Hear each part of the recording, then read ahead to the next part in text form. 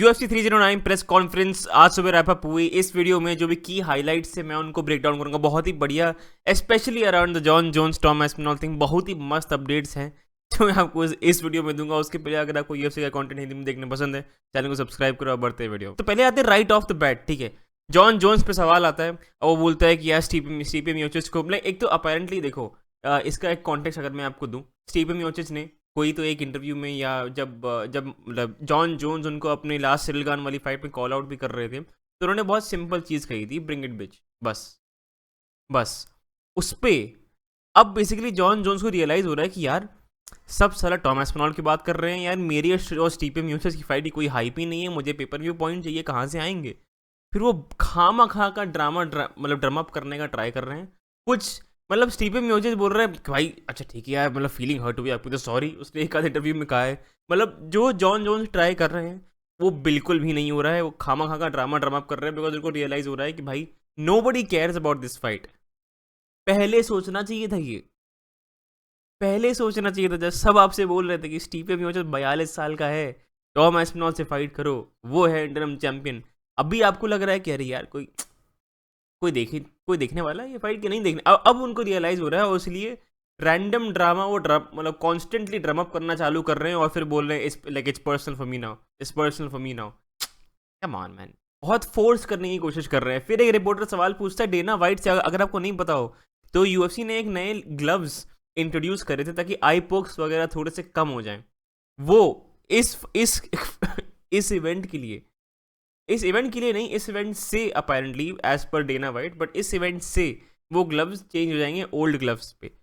Ironic, Jon Jones जो अपने आई pox के लिए जाने जाते हैं उनके ही रिटर्न वाले कार्ड पे ओल्ड ग्लव्स द्वारा आ गए। बट ठीक है, न्यू ग्लव्स के अगेंस्ट मेन आर्ग्यूमेंट ये था कि उससे नॉकआउट वगैरह नहीं होता है, विच इज बुलशिट।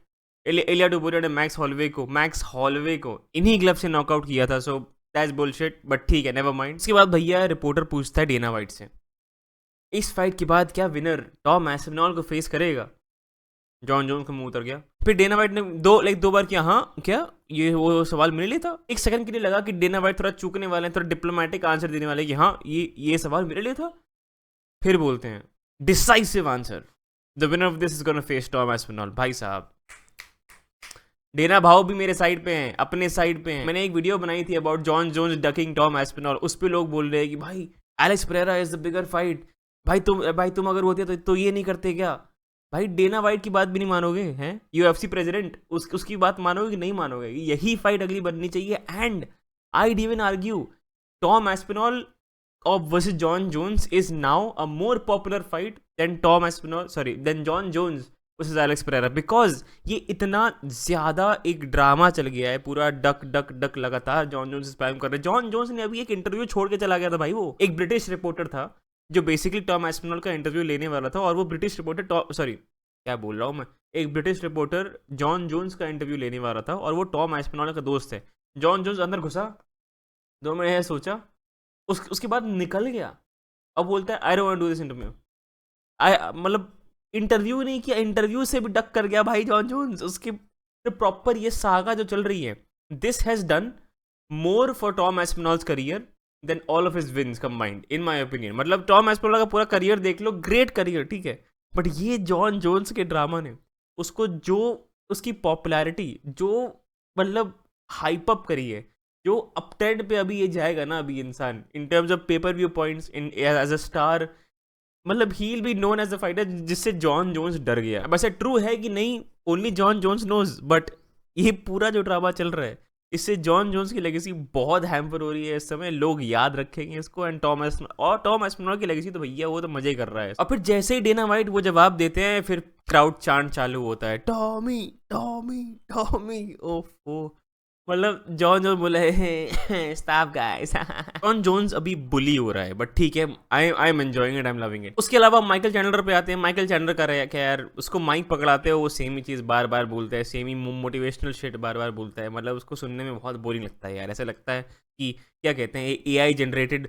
जो प्रॉम्प्ट वगैरह होते हैं ना, कि ऐसा हाँ भाई मैं ये लगी मेरे को एक इस सवाल का एक मोटिवेटिंग रिस्पॉन्स दो। प्रॉपर एआई जनरेटेड जो पूरा उसका रिस्पॉन्स आएगा उसको वर्ड फॉर वर्ड बोलता है, कभी कभी ऐसा लगता है माइकल चैंडलर। तो उसका मैं सिर्फ इतना ही बोलूंगा, ये इस पूरे वीडियो में उसका मेंशन ही नहीं करूंगा कि बोरिंग एज हेल है वो। चार्ल्स ओलिवेरा का भी एक इंटरेस्टिंग रिस्पॉन्स आया है। तो बेसिकली ये अगर आपको ना बताओ, चार्ल्स ओलिवेरा की जर्नी पे, अब इसका हो सकता है मैं वीडियो बनाऊं या शॉर्ट बनाऊं, एक पॉइंट था उसके करियर में जब वो ये जीता हारा लगातार, उसके बाद उसकी बेटी हुई, उसके बाद वो एक 8 फाइट विन स्ट्रीक पे गया और फिर चैंपियनशिप जीत गया। मतलब वो अपेरेंटली वो कहता है कि वो बेटी जब से पैदा हुई तब से मेरा एक स्विच क्लिक हो गया एंड वो मैं पूरा रन पे गया। अभी रिसेंटली उनका बेटा भी हो गया है, तो अब वो बोल रहे हैं अब मैं एक और टाइटल रन में जा रहा हूँ। मैंने कहा भाई इससे बच्चे करवाना बंद करो, भेजिए, कहीं जाएगा ही नहीं। फिर चैंडलर पे एक मैकग्रेगर का भी सवाल आया, उस पर वो वही बोलता है कि I am not interested in that fight any more. अब 2 साल तक, मतलब चैंडलर का भी फ्रस्ट्रेशन में समझता हूँ यार, पक गया बेचारा रुकते रुकते। फिर आता है बो निकल। यार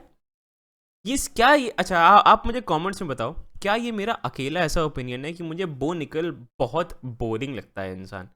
मुझे ये पर्सनैलिटी जीरो है, स्किल्ड बहुत है, ऑलराइट स्किल्ड है, बट उसका सिर्फ जो उसकी hype is only and only around him being undefeated. मतलब वो ऐसा फाइटर नहीं है जो एक बार हार गया तो उसका फैन बेस रहेगा या उसकी हाइप रहेगी। आई फील लाइक एक फाइट हारने के बाद उसकी जो हाइप गिरने वाली है, मतलब उसका जो ऑरा होता है एसेंशियली, वो सिर्फ और सिर्फ उसके विन स्ट्रीक की वजह से है, बस उसकी अनडिफीटेड स्ट्रीक की वजह से। उसके अलावा उसको माइक पकड़ाओ और इतना बोरिंग इंसान है यार वो। एक तो एक चीज से मुझे बहुत नफरत है, ठीक है, कोई भी प्रेस कॉन्फ्रेंस में आते हैं, नॉन अमेरिकन की बात कर लूँ अगर, तो वो कॉन्स्टेंटली जो अमेरिकन होते हैं इंस्टेंटली वो बोलते हैं क्या बोल रहे हो, वो समझ में नहीं आ रहा है, एक किसी को समझ में आ रहा है क्या?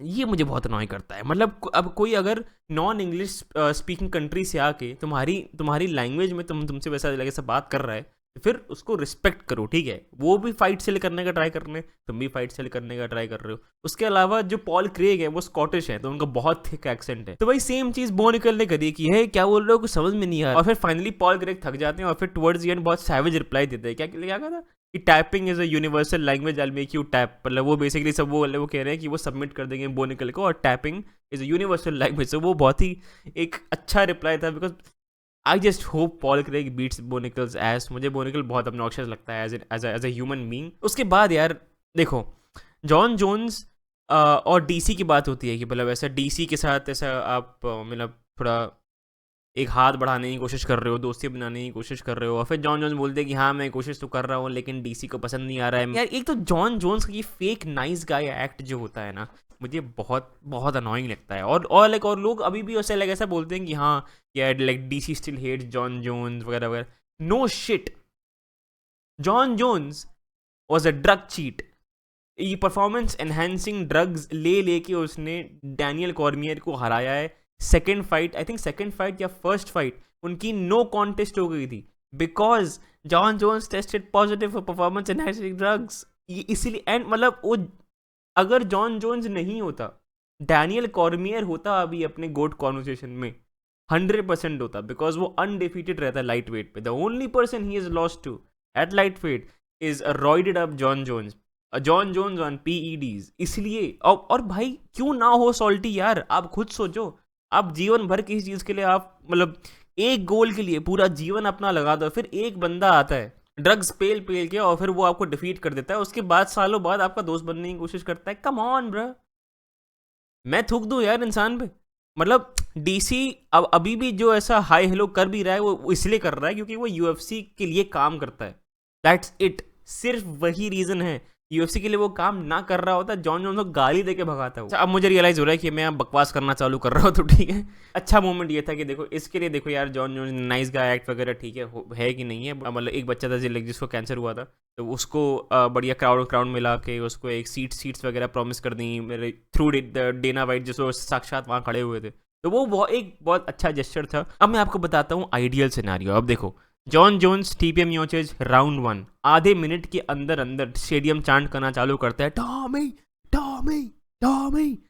जॉन जोन्स स्टीफन मियोचिस की तरफ देख तो रहे हैं, वो जैसे आईपोक की तरह वो करने की कोशिश तो कर रहे हैं, फिर उनको स्टीफन मियोचिस की आंखों की जगह टॉम एस्पेनॉल की आंखें क्यों दिख रही हैं, फिर वो पूरी शक्ल देखते हैं, मैंने कहा अरे मुझे टॉम एस्पेनॉल क्यों दिख रहा है, मैं तो स्टीफन मियोचिस से फाइट कर रहा था। फिर उनके मन में दहशत फैल जाती है और फिर पूरी की पूरी फाइट उनकी जेपरडाइज हो जाती है। स्टीफन मियोचिस कैपिटलाइज करते हैं, राउंड 1 के अंदर जॉन जोन्स को नॉकआउट करके वर्ल्ड चैंपियन बन के तुरंत बाद रिटायर कर जाते हैं। फिर टॉम एस्पेनॉल कूद के रिंग में आते हैं, जॉन जोन्स को उठा के बोलते हैं अगली फाइट मेरे से करेगा कि नहीं चूतिए, और फिर वैसे फाइट हो जाती है और फिर वो इवेंट खत्म हो जाता है, फिर हम लोग आगे बढ़ जाते हैं। ये है आइडियल सिनेरियो, ये रोमन एम्पायर जो बोलते हैं आजकल लोग, ये मेरा रोमन एम्पायर है, मैं इसके बारे में बहुत सोचता हूँ, ये मेरा रोमन एम्पायर है। ये पूरा आइडियल सिनेरियो अगर साक्षात अगर हो गया, ओहो हो, अभी होगा कि नहीं संडे को देखते हैं। संडे को फाइट के बाद मेरी रिएक्शन वीडियो भी आएगी, और फिर यार मैं सोच रहा हूँ लाइव भी आऊँ क्या, मुझे कमेंट से बताओ, क्या अगर मैं लाइव आया तो आप देखना चाहोगे, मेरी बकवास सुनने आओगे आप लोग। इस वीडियो को अगर 100 लाइक के ऊपर मिले तो मैं लाइव आऊँगा फाइट्स के टाइम पे। चैनल को सब्सक्राइब करना मत भूलना। मैं आपको मिलता हूँ अगली वीडियो में। Thank you, bye bye.